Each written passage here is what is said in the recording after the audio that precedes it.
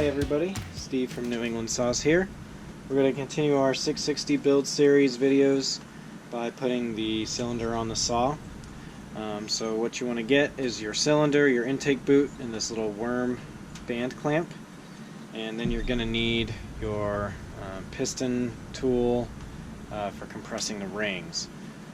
So grab your cylinder, put the intake boot over this point.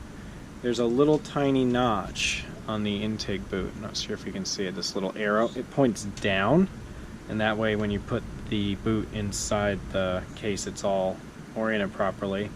Then you want to tighten this down to a 6mm gap at a 45-degree angle so you can get to it later if you need to. And then this is ready to go on. So what we have to do is we have to use our piston ring compression tool, which I'll show you how these work. So you slide this guy, which is the stop, and this basically stops the piston from going down too far when you're trying to put the cylinder on and slide it down. Gives it somewhere to push against. You want to make sure that your rings are oriented properly and that they're not hung up, nice and loose. You want to give your cylinder a good coating of 2-stroke engine or premix oil, and just get a bunch in here. And then you want to just grab this ring compressor. You simply put it around here, and then you give it a squeeze, and then you take your cylinder, slide it down, and you want to try and make this as straight as you can for where it's going to actually end up. And so you don't want to like twist it down, you just want to go straight down. And if you get it lined up properly, it should just easily slide down. Okay, that's it. And then before you push it down all the way, you can go ahead and take out this little clamp. That can come out.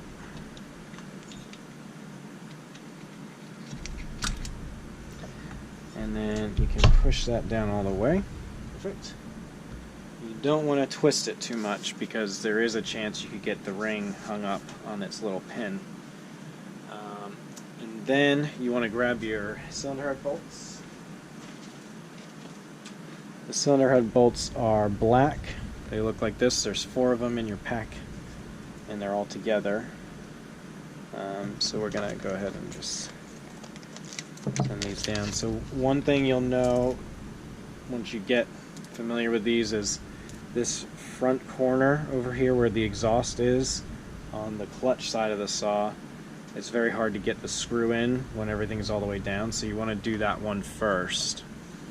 But essentially now I can just remove this tool from the bottom, push this guy all the way down, and then it's just a matter of getting this down onto the cylinder base gasket and putting this in through the tank housing area that it goes in.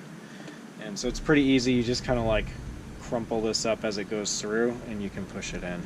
But you'll have to find the right position for everything to line up as it goes down. So you see, like, some people put a string to pull this through. I've honestly found that most of the time I can just work it in and it'll be fine. Let's see if I can show you what it's going to look like. Just have to get the lip of it to go in, and then, yeah, perfect. So we can push that down and push that in as we go. And so you'll see here it's not all the way seated yet. If I just give it a little push and a pull here, it should just gently work itself in around this lip. Okay, and that's that.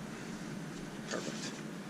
So now we can go ahead and put the cylinder bolts in, and I Loctite these and then torque them. So what you want to do when you do a cylinder head bolt on an engine like this is you want to snug them all up by hand, then torque them in an X. and then you know that you're not warping anything. So just put a little Loctite on these. That's a lot of Loctite.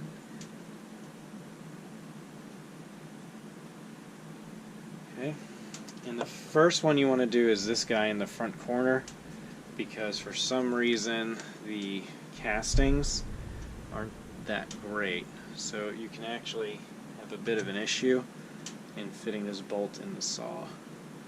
So hopefully we don't have a problem on this one. Yeah, sometimes we do. So I do have actually an issue on this one, and as you can see here,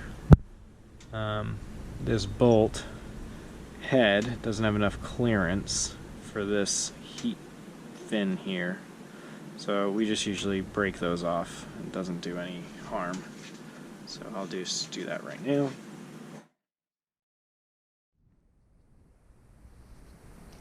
Okay, so now that little tab is broken off, we shouldn't have any more problems with this step. And we're just going to make sure that we get this lined up nicely. Get it all the way down before we start screwing anything down. And then you can just very slowly thread your bolts in. One thing you might need here, in addition to those compression tools, is a really thin diameter T27 bit. I use this one. It fits. If you use like these T handles, they'll fit down in the hole.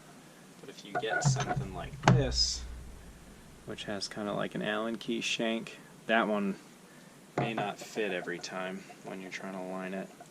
So then just put your little bolts in here. Like I said, we'll run them down by hand, and then we'll go ahead and torque them.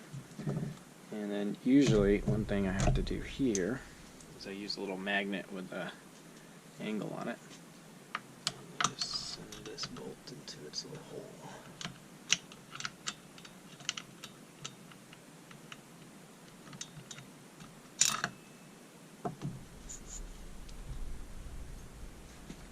Okay.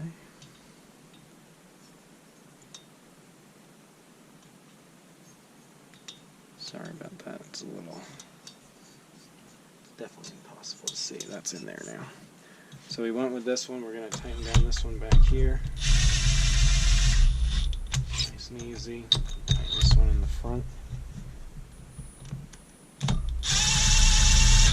And we'll tighten this one back here. Alright, cool. So now those are all loosely tightened down. We will torque them.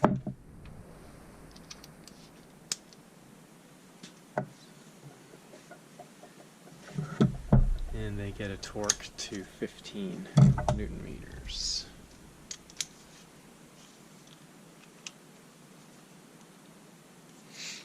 Okay, and again, do this in an X pattern, and you will be just fine.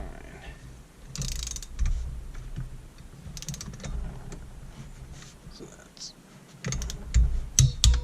one.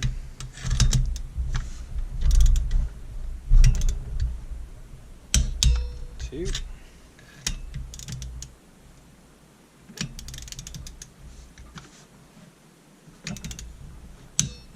Three.